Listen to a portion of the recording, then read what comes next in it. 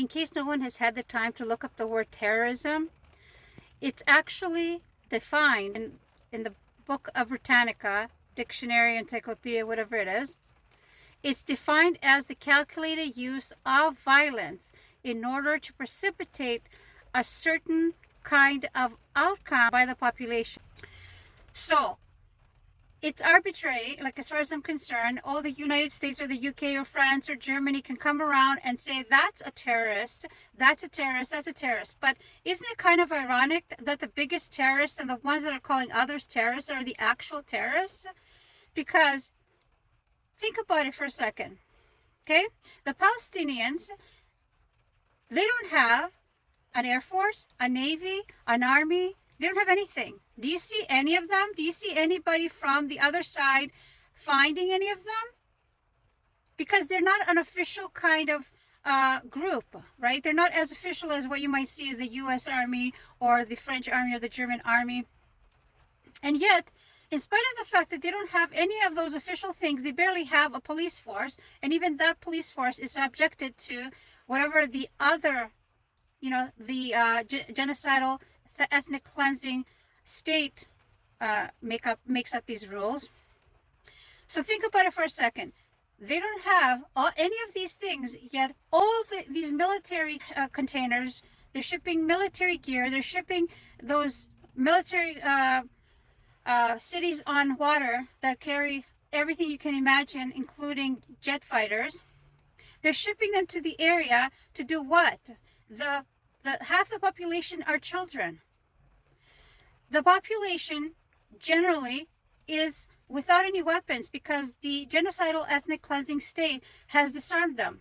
They've been colonizing them for 75 years. And even before that, before they became an official country, they were terrorizing that whole area, the Holy Land. They were terrorizing them from before.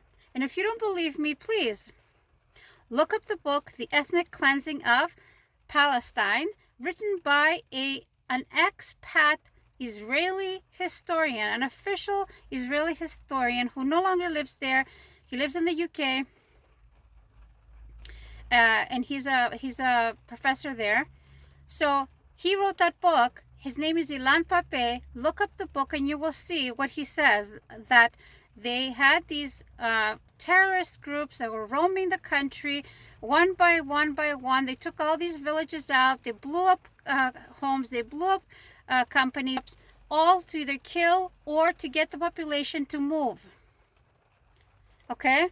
So, and he's not the only historian. Look up Noam Chomsky's books. Look up Dr. Finkelstein's books. Look up, can't remember the other historian. But anyway, the information is out there for you to find.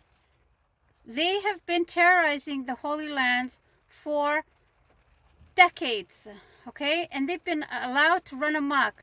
They're the ones who financed this terrorist group that they're talking about.